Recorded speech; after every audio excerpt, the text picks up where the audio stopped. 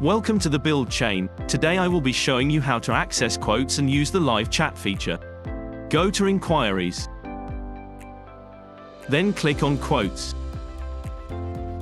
Highlighted in green is a preferred merchant. The quotes not highlighted are merchants that you do not have an account with. Live chat is only accessible when a merchant submits a quote in response to your inquiry.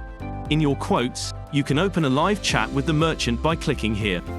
Here, you can look back at any conversation you have had with a merchant, including your initial inquiry, their initial quote and any follow-on conversations. To refresh the chat to see latest messages, please click here. Press send when you have completed your message.